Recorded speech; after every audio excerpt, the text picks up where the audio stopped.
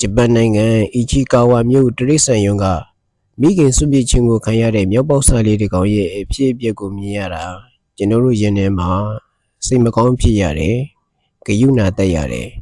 ။မြောက်ပေါက်စာလေးကိုတခြားမြောက်ကြီးတွေကအနိုင်ကျင့်တယ်။သူ့နောက်ကိုလိုက်တယ်။သူ့ကိုဖမ်းပြီးဆွဲရမ်းပစ်တယ်။အဲ့ဒီအချိန်မှာသူ့ကိုအကာအကွယ်ပေးမဲ့သူမရှိဘူး။သူ့ဘာသာရုံရင်းကြရင်နဲ့လွတ်အောင်ထွက်ပြေးရတယ်။ဒီမြောက်ကလေးကိုပြီးခဲ့တဲ့နှစ်2025ဇူလိုင်လ26ရက်ကမွေးခဲ့တာပါသူ့ကိုပန့်ခွန်လို့အမည်ပေးထားတယ်အတူကောက်ပန့်လို့ခေါ်ကြပါတယ်မြောက်ကလေးကဝဝကိကလေးနဲ့သူ့ပုံစံကချစ်စရာလေးပါအဲ့ဒါတော့သူ့မိခင်ကအကန့်မခံပဲတွန်းလွတ်နေတာတွေ့ရပါတယ်သူ့ကိုမွေးဖွားတဲ့အချိန်ဇူလိုင်လကဂျပန်မှာရာသီဥတုပူတဲ့ကာလမို့လို့သူ့မိခင်ကအကန့်မခံတာဖြစ်နိုင်တယ်လို့တချို့ကဆိုကြပါတယ်ကျွမ်းကျင်သူတွေကတော့ဒါကဖြစ်ရိုးဖြစ်စဉ်ပါတဲ့သားသမီးတစ်ခါမှမမွေးဘူးသေးတဲ့တချို့မိခင်တွေကစိတ်ဖိစီးမှုကြောင့်ဒါမှမဟုတ်သားသမီးကိုပြုစုဆောင်ရှောက်နိုင်စွမ်းမရှိတာကြောင့်သူတို့သားသမီးကိုလက်ခံဖို့ခက်ခဲတဲ့သဘာဝရှိကြတယ်လို့ပြောပါတယ်ဒါကြောင့်မြောက်ကလေးကတရိတ်ဆန်ယုံဝင်တန်းနေတိုက်တဲ့နိုဘူးနဲ့ပဲမြောက်ဖြစ်လာတယ်လို့ဆိုရမှာပါ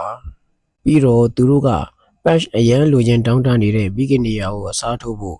အော်ရန်ဂူတန်မြောက်ရုပ်တစ်ခုပေးခဲ့ပါတယ်ပန်းရှာအရုပ်ကိုတကိုင်ကိုင်နဲ့သူ့သွားလေရတရုတ်တိုက်ဆွဲသွားတယ်။ရောက်တဲ့နေရာမှာပွေတယ်ဖက်တယ်ခေါင်းအိတ်တယ်ပြီးတော့သူတို့တဘာဝအတိုင်းတန်းရှာသလိုလုပ်တယ်။အောက်ပြုတ်ကျသွားရင်လည်းပြန်လိုက်ကောက်ထားတွေ့ရတယ်။မိခင်စွန့်ပစ်ခံရတဲ့မြောက်ပေါက်စားလေးကအရုပ်တရုတ်ကိုသူ့အမေလိုပြုမှုဆက်ဆံနေတာကိုမြင်ရတာရင်ထဲစိုးနေစရာပါ။သူ့အမေနဲ့အယုံနဲ့မတူတာတော့တရိတ်ဆန်ဆိုပေမဲ့သိလောက်ပါတယ်။သူ့ရင်ထဲကခန်းစားချက်ကိုတော့သူကလွဲပြီးဘယ်သူမှသိချမသိနိုင်ပါဘူးကျွန်တော်တို့မြင်နေရတာကဒီရဲ့ကျဲအတဲကိုသူကြော်ဖြတ်နေတယ်ဆိုတာပါဒီရဲ့ဖြစ်အပျက်ကဘာကြောင့်လူတွေရဲ့စိတ်ကိုဖန်ဆန်းနေတာလဲဆိုရင်မြောက်ကလေးကိုကြည့်ရတာတနာစရာကောင်းနေတာရဲ့ပြီးတော့သူ့အခက်အခဲကိုကြော်ဖြတ်နိုင်မှာမလားသူ့အမေနဲ့ကိုပြန်အဆင်ပြေမှာလားဆိုတာသိကျင်ကြတာရဲ့ကြောင့်လို့ထင်ပါတယ်ပန်းကမြောက်အုပ်စုထဲမှာအထီးကျန်နေတော့ဖော်လို့ဖို့တရိတ်ဆန်ဝန်ထမ်းကိုမျောနေတယ်ထင်ပါတယ်